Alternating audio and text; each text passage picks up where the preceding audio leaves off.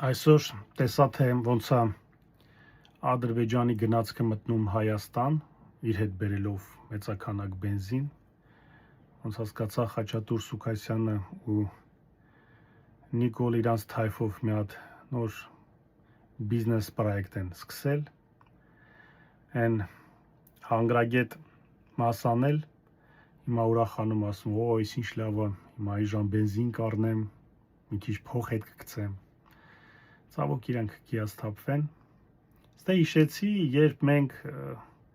ռուսներին մեղադրում էինք, ասում էինք, այ, դուք ինչու եք ադրբեջանցիներին զենք վաճառում, զինում եք մեր թշնամուն, դուք վատ հարևան եք, ամոթ ձեզ, իսկ հիմա մենք հայերս մեր հարկատուների փողերով, այն ժողովրդի փողերով, որ երեխեքը կորցրեցին 44 օրվա պատերազմի ընթացքում, ու այս ամբողջ մեր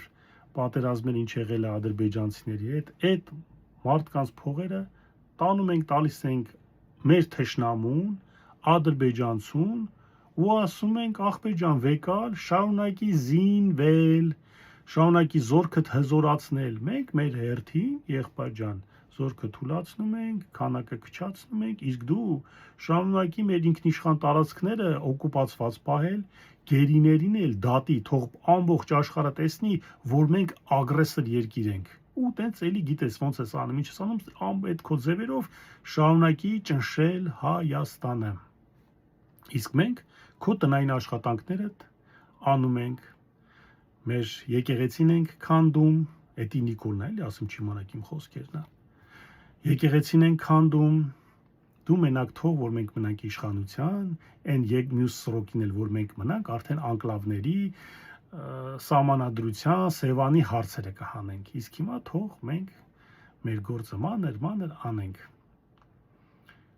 ու ամբողջ աշխարհին ցույց են տալիս այս բենզին բան բերելով տանելով, որ իբր թե մեզ մոտ միր ժիվաչկը լյուբով ամեն ինչ օք, ամեն ինչ լավ է, ոնց որ այն ժամանակին, որ Արցախը դատարկում էին, Նիկոլը կանգնավ ասեց, ամեն ինչ նորմալ է Արցախում, ոչ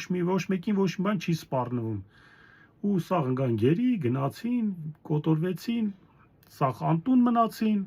այդ Նիկոլի համար ամեն ինչ օքեյ լավ էր, մենք խաղաղություն ենք գնում, սկսում ենք ցորեն բերել, բենզին բերել,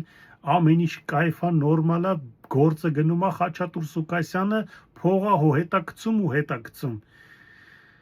ինչ անենք Ժորժ ջան, այսպես թուրք ունենք վարչապետ, պետք է սրա դեմն առնել, այսքանը